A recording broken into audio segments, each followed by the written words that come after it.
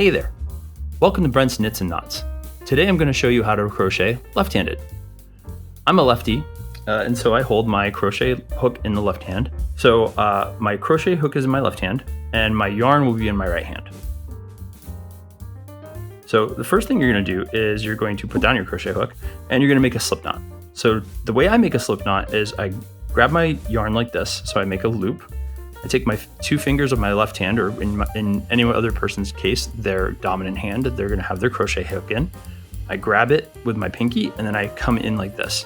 I then twist. So now there is a piece of yarn over here that's running underneath, right? Running underneath. And I want to reach over and pull that through, just like that. I'll show you one more time. So we start with a loop like this, grab it with my pinky, I reach through with these two fingers, I rotate it, I grab that one up here and pull through.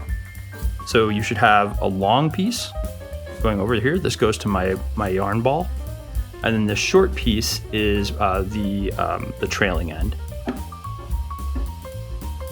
So we're going to pull on the long piece, and that's going to tighten it up. That's how you know you did it right. And now we're going to just learn how to do a quick swatch. So I'm just going to swatch up maybe 10 loops at a time.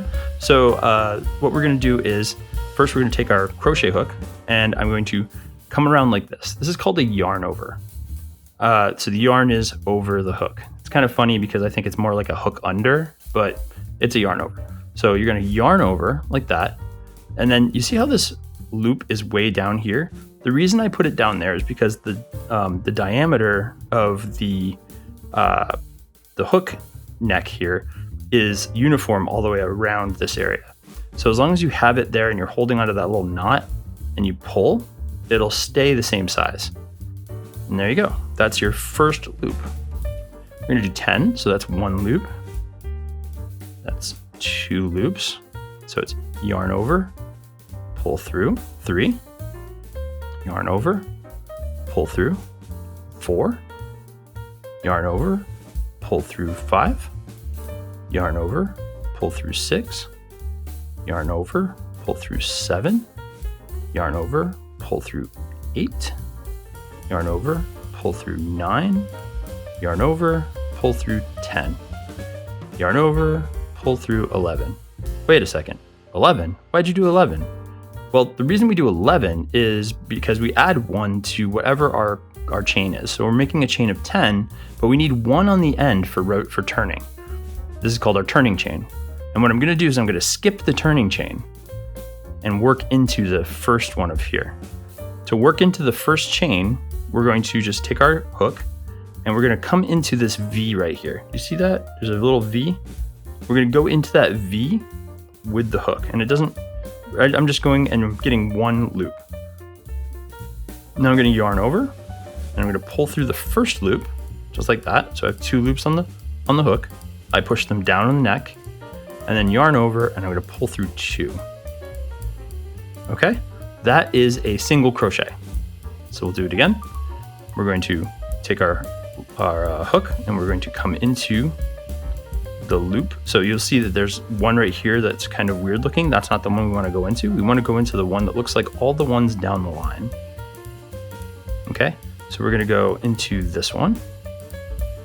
We're going to yarn over, pull through 1, push it down the neck, yarn over, pull through 2. All right, and then we're going to do that again. And we yarn over, pull through 1, yarn over, pull through 2. So just keep doing that down the line. Yarn over, pull through 1, yarn over, pull through 2, yarn over, pull through 1, yarn over, pull through 2, and go into the loop, yarn over, pull through 1, yarn over, pull through 2, yarn over, there we go, yarn over, pull through 1, yarn over, pull through 2, yarn over, pull through 1, yarn over, pull through 2. We're getting to the end here, so there's 2 more. And this last one right here, we don't try to get into that. That was the slip knot, so we don't go into that one. So we're just going into these 2. So yarn over, or we're gonna come in, yarn over, pull through 1, yarn over, pull through 2. And this one will be a little tricky to get into, but you can do it. Just get in there, yarn over, pull through 1, yarn over, pull through 2. So you might notice that it's starting to curve. That's normal, it's totally fine. It will work itself out in the end. You should have something that looks like this right now. So you can see that we have all our little V's in a row. Everything looks nice and neat. So because we came to the end of a row, we're going to do another turning chain. So I'm going to yarn over and pull through. That's a single chain. It's just like what we did in the beginning when we first made our chain. So that's a single chain. That's our turning chain. So now this one right here, we're going to skip and we're going to work into that one. So we're going to go in, yarn over, pull through 1, yarn over, pull through 2, and then we're going to do another one, yarn over, pull through 1, yarn over, pull through 2, yarn over, pull through, yarn over, there we go, yarn over, pull through 1, yarn over, pull through 2, yarn over, pull through 1, yarn over, pull through 2, yeah, yarn over, pull through 1, yarn over, pull through 2, yarn over, pull through 1, yarn over, pull through 2, yarn over, pull through 1, yarn over, pull through 2, yarn over, pull through 1, yarn over, pull through 2. And now it's going to be a little bit weird. So we're going to come to this last piece here, and you're going to think, oh, there, I'm done. I don't have any more to do. I'm going to turn. Not quite so fast. So you'll see that there is a little bump right here. And if we left that, we would have a weird little tail, a little nubbin that's going to come onto the end of our thing. So what we're going to do is we're going to work into this last one. It's a little bit hard to get in there. It's a little tricky, but you can see right there, you see that V? That's what we're going to work into. So we're going to put our hook in there, and I find it easier to just do one at a time. So 1, and then 2, and then I'm going to finish that off. And you'll see that that will end up as a nice line. So that's 2 rows. So we'll keep going. So first we do our turning chain, and then we come back around. So we skip the first one and we go into that one. So we're going to go under these 2 loops here. You come around, pull back, and yarn over, pull through 1, yarn over, pull through 2. I don't think I'm just going to speed through this one for you guys.